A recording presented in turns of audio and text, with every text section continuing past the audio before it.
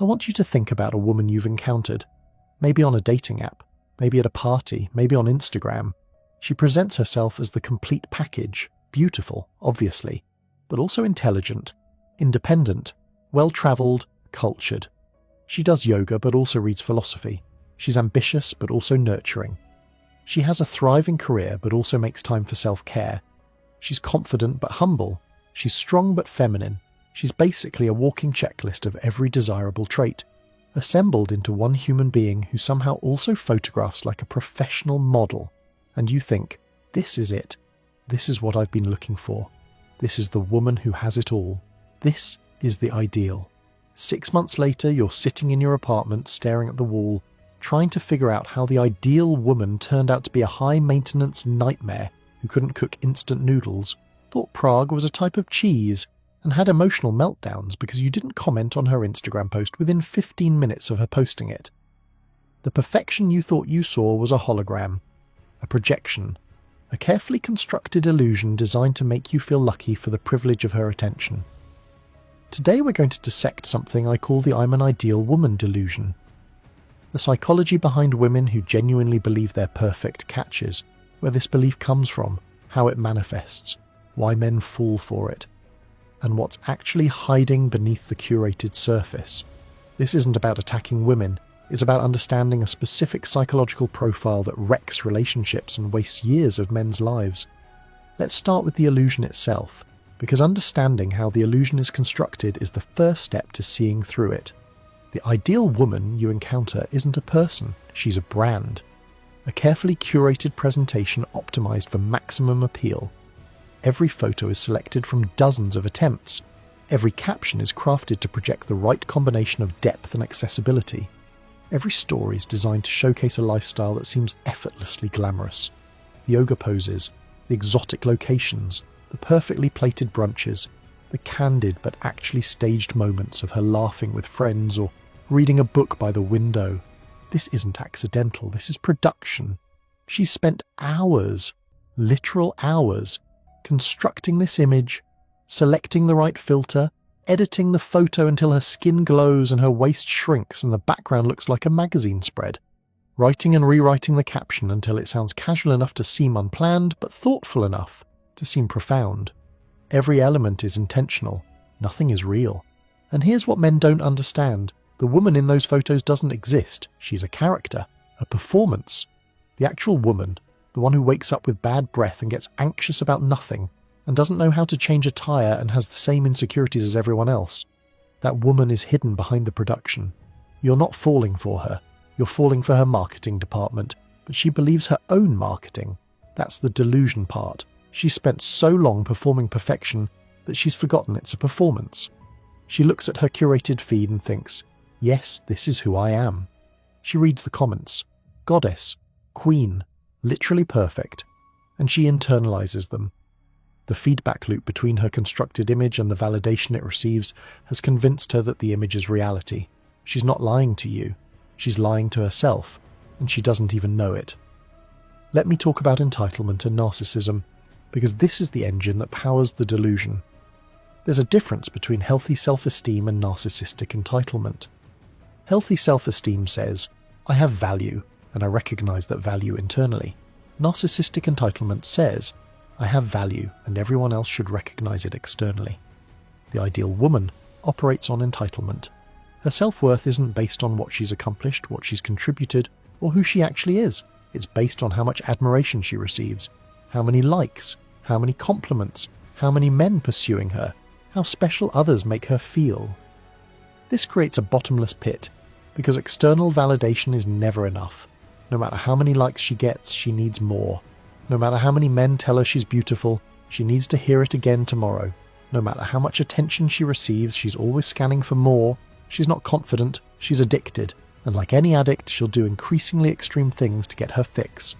You'll see this in how she treats relationships. She expects constant admiration, not occasional compliments or a constant. She expects gifts, not as expressions of love, but as confirmation of her worth. She expects you to prioritize her above everything else because she is, after all, the ideal woman, and ideal women deserve ideal treatment. If you fail to provide sufficient worship, something is wrong with you. You don't appreciate her, You don't see her value. You're probably intimidated by her perfection. The narcissism also shows in how she responds to criticism, which is to say, she doesn't. Any suggestion that she's less than perfect is met with fury, denial, or victim narratives. You're attacking her. You're jealous. You can't handle a strong woman. The feedback that would help her grow is rejected because growth would require acknowledging imperfection. And imperfection is incompatible with the delusion. Let me talk about where this comes from. Because nobody is born believing they're the ideal anything. In my experience, the ideal woman delusion typically starts in childhood. Specifically, a childhood of excessive praise and insufficient challenge. She grew up being told she was special, beautiful, amazing, the best. Her parents doted on her. Maybe she was an only child, or the only daughter among sons, or just the family favourite for whatever reason. She was the princess, and princesses don't struggle. Princesses don't fail. Princesses are served. This creates a psychological template.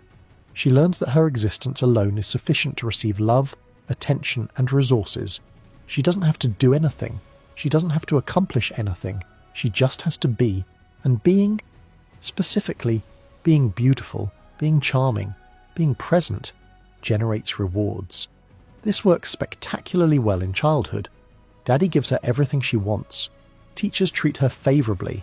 Boys start paying attention as soon as puberty hits. The template is reinforced at every stage. The problem is that the template doesn't update. She's 30 years old and still operating on princess programming. She still expects that existing beautifully will generate rewards indefinitely. She still expects to be served rather than to serve. She still thinks relationships are things that happen to her rather than things she builds. The childhood that made her feel special created an adult who can't function as an equal partner because she never learned how. And her parents, by the way, often don't see the monster they've created. They still see their little princess. They're proud of how confident she is. They don't understand why she can't keep a relationship, why men keep disappointing her, why she's 35 and alone despite being so clearly wonderful. They created the delusion, they reinforced the delusion, and now they're confused that the delusion isn't producing happiness. Let me talk about manipulative social behaviour, because the ideal woman has developed sophisticated tools for getting what she wants. She's learned that charm works, a certain smile, a certain laugh, a way of touching your arm while talking, a way of making you feel like you're the only person in the room. She deploys these tools strategically, often unconsciously. She's been doing it so long that it's automatic. She doesn't think of it as manipulation. She thinks of it as being herself, but herself happens to include a toolkit of influence techniques that she applies selectively to get what she needs. Social media is her primary weapon. It allows her to construct the illusion at scale. She can reach thousands of men simultaneously, all of whom receive the same curated fantasy, all of whom feel like they're seeing something special, all of whom imagine that if they could just get close to her, they'd experience this perfect person in real life. She's created a funnel. The posts attract attention. The DMs filter for the most promising candidates. The actual dates are reserved for men who've already been pre-sold on the fantasy. But here's the twist. The ideal woman isn't available to everyone who passes the filter. She maintains exclusivity. She creates the impression that only the chosen get access to the real her. There are levels, like a video game. First, you have to match. Then you have to message correctly. Then you have to take her on the right kind of date. Then you have to pass various tests, some explicit, most not. Each level you clear makes you feel like you're getting closer to the prize. Each level she gates makes her seem more valuable. I've talked to men who describe dating these women like navigating a maze designed by someone who keeps moving the walls. Every time they think they understand the rules change. Every time they feel like they're making progress, a new test appears. It's exhausting. It's confusing. And that's the point. The confusion keeps you chasing. The exhaustion keeps you invested. By the time you realise the maze doesn't have an exit, you've already spent months trying to find one. And the final boss concept, the idea that if you just prove yourself enough, she'll finally open up and you'll get the ideal version she's been advertising, it's a lie. There is no final boss. There's no ultimate prize. The maze exists to make her feel powerful and to extract resources, time, attention, money, energy, from men who think they're playing to win. The game is rigged. The house always wins, and the house is her ego. Let me talk about the contradictions. Because once you start looking, they're everywhere. She says she's independent. She doesn't need a man. She's complete on her own. But somehow she has a roster of men at all times. Orbiters, options, backups. Somehow she requires constant male attention to feel validated. Somehow her independence looks a lot like dependence with extra steps. She says she's intelligent. She reads books. She has opinions. She can discuss philosophy or politics or whatever's trending. But push slightly deeper, and you find the depth is performative. She's read the summaries. She knows the talking points. She can sound smart in a room full of people who aren't paying close attention.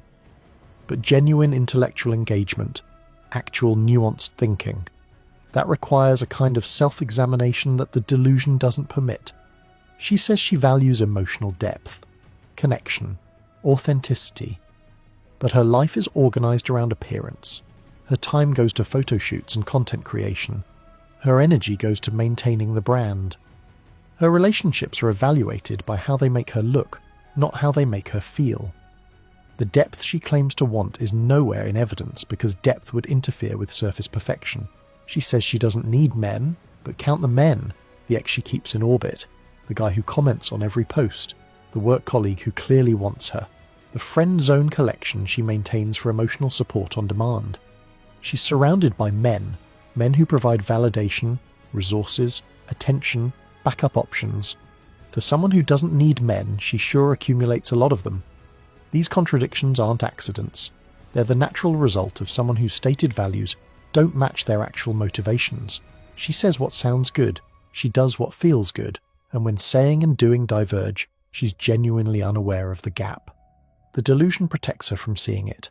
Let me talk about the male perspective, because understanding why men fall for this is as important as understanding the delusion itself. Men are visual creatures. We're drawn to beauty. That's not a flaw, it's biology. When we see a beautiful woman, our brain releases chemicals that make us want to pursue. This is normal. This is how the species continues. But it also creates vulnerability, because the response to beauty is automatic, not analytical. We're attracted before we've evaluated. We're chasing before we've thought. The ideal woman exploits this vulnerability perfectly. She leads with beauty. The photos, the presentation, the carefully optimized appearance. It all triggers the automatic pursuit response. By the time you're actually interacting with her, you're already invested. You've already decided she's special. Now you're just looking for confirmation, not evaluation. Confirmation bias kicks in. You notice what supports the fantasy. You dismiss what contradicts it. And there's another layer. Many men feel inadequate around these women. The perfection they see makes them feel like they're punching above their weight, like they're lucky to be considered, like they need to prove themselves worthy of her attention. This feeling isn't an accident. It's the intended effect. The illusion is designed to make you feel lucky. And feeling lucky makes you work harder, tolerate more and lower your standards for how you're treated. I've watched accomplished men who are successful, competent, respected in their fields, turn into approval-seeking teenagers around women who've mastered this dynamic. Men who would never accept disrespect professionally suddenly accept it romantically because the woman is special, and being with someone special requires sacrifices. The delusion doesn't just affect her, it infects him. He starts believing in her perfection too. Let me talk about emotional instability, because beneath the curated perfection is usually chaos. The ideal woman presentation requires constant maintenance, constant photo editing, constant social comparison, constant anxiety about whether the illusion is holding. This is exhausting, and exhaustion creates instability. She's always one bad photo away from feeling worthless, one mean comment away from spiral, one day without sufficient validation away from crisis. You'll see this in her mood swings. She's radiant when the attention is flowing, charming, warm, the woman you thought you were getting. Then something shifts. The likes slow down, a friend posts a better photo, some minor thing doesn't go her way, and suddenly she's a different person. Cold, critical, dramatic. The emotional weather changes without warning, and you're standing there wondering what happened. This isn't just unpleasant to experience, it's information. It tells you that beneath the surface presentation is someone who can't regulate their own emotions, someone whose internal state is determined entirely by external inputs, someone who will need you to constantly manage their mood through validation, reassurance, and walking on eggshells. The instability isn't a bug in an otherwise great package. It's the direct result of building an identity on external validation. When the validation fluctuates, the identity shakes. Let me talk about the gap between social media and reality, because this is where the delusion crashes into truth. On Instagram, she's a wellness influencer who meditates daily and eats organic and has achieved inner peace. In person, she's anxious, smokes when stressed, and hasn't meditated since she took those photos at the retreat last year. On Instagram, she's a world traveller with sophisticated taste and cultural awareness. In person, she went to Bali once and thinks worldly means she can pronounce croissant correctly. On Instagram, she's a successful boss babe with a thriving business. In person, she sells leggings on commission and calls it entrepreneurship. The gap isn't small, it's a canyon. Everything she presents is the highlight reel, and the highlight reel is edited, filtered, and captioned to within an inch of its life. The actual person, the one who gets bored easily, doesn't know how to manage money, has the same 20 conversations on rotation, and hasn't read a book in 3 years. That person exists, but you'll only meet her after you've committed based on the advertisement. Men who date these women often describe a jarring dissonance. The woman they matched with and the woman they're dating seem like different people, because they are different people. One is a character, one is a person, and the character is who you fell for while the person is who you're stuck with. Let me talk about male validation as currency, because in her world, your attention has a specific value, and it's probably lower than you think. The ideal woman treats male attention as a resource to be accumulated. More attention equals more value. This is why she cultivates orbiters, men who pay attention to her without receiving anything in return. They're like coins in a jar. Each one individually isn't worth much, but the collection represents her worth. Look how many men want me translates in her mind to, look how valuable I am. This means your attention specifically doesn't mean much to her unless you're exceptional by her metrics, and her metrics are warped by the volume of attention she receives. She's comparing you not to a reasonable standard, but to the composite fantasy assembled from hundreds of men's best attempts to impress her. The guy who flew her somewhere, the guy who bought her that thing, the guy who said that perfect line. You're competing with a greatest hits album, and you're just one track. What does this mean practically? It means she can discard you easily. You're replaceable. There are dozens more where you came from. If you don't meet her fantasy standards, if you're not impressive enough, wealthy enough, tall enough, entertaining enough, you're simply archived while she moves to the next candidate. The abundance of male attention has created a dehumanization of individual men.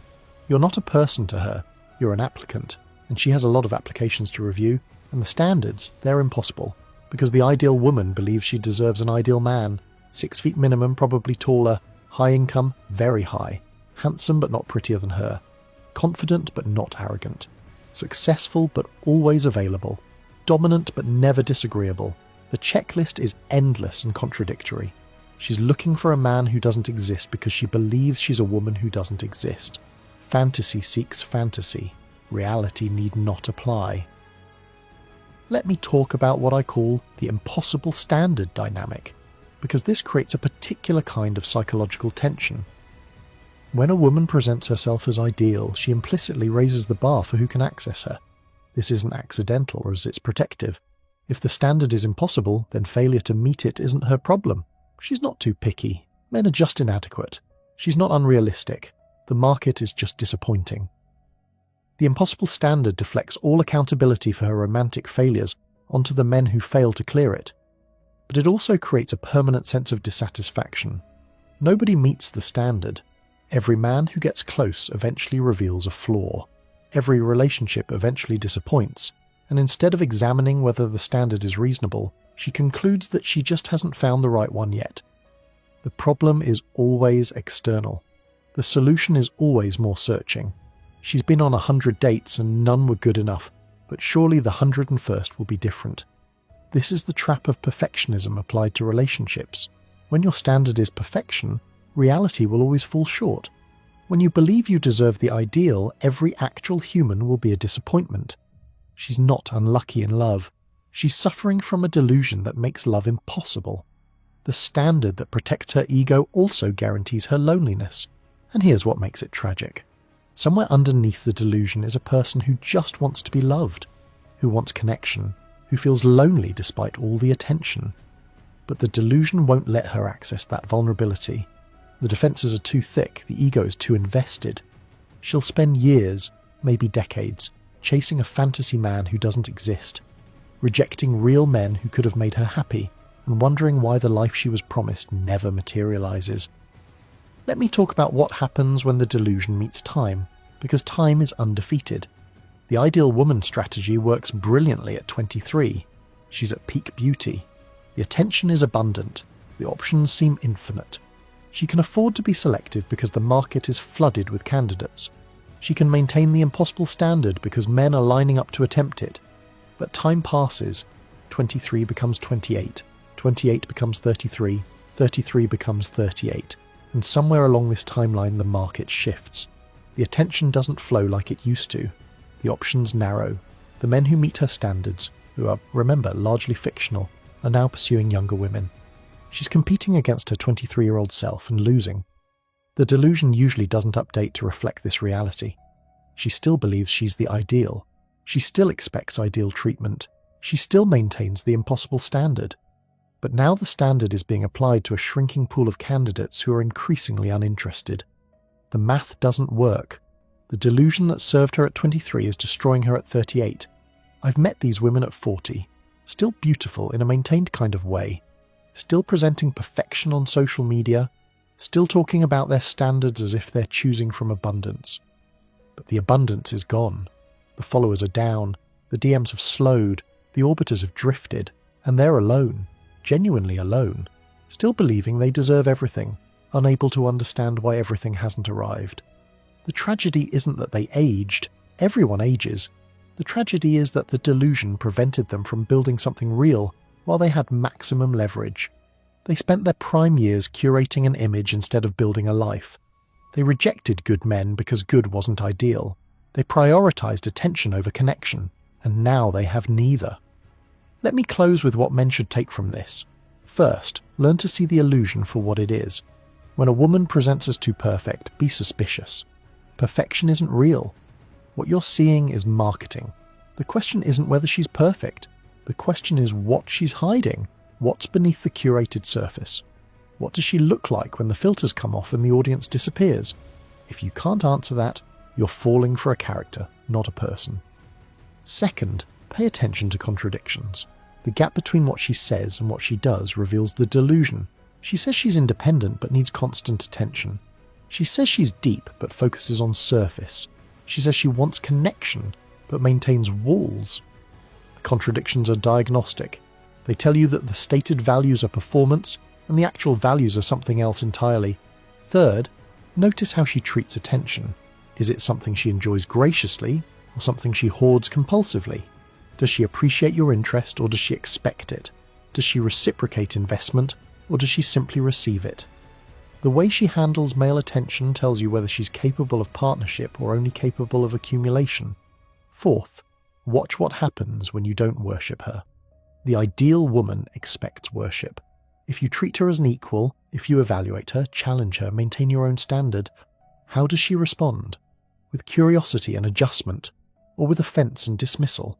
A woman capable of real relationship can handle not being worshipped. A woman trapped in the delusion cannot. Fifth, trust time over presentation. Anyone can be impressive for a few weeks. The carefully curated version can sustain itself for a few months. But time reveals truth. The mask slips. The contradictions emerge. The instability surfaces. Give it time before you commit. Watch her across different contexts, different moods, different circumstances. Let the illusion have a chance to crack before you build something on top of it. The ideal woman delusion is a trap, for her and for you. She's trapped in a self-image that requires constant maintenance and prevents genuine connection. You're trapped in pursuit of a fantasy that doesn't exist. Neither of you wins. The delusion consumes everything and produces nothing. But you can refuse to participate. You can see through the marketing. You can insist on reality over presentation. You can select for substance over surface. You can be the man who isn't fooled by the performance because you've learned to watch for the signs. And paradoxically, this makes you more attractive to women who aren't trapped in the delusion. Women who have genuine self-esteem rather than narcissistic entitlement. Women who built identity on accomplishment rather than attention. Women who want partners, not audiences. These women exist. They're just less visible because they're not optimizing for visibility. Find them, appreciate them, build with them. For now, tell me in the comments, have you encountered this delusion?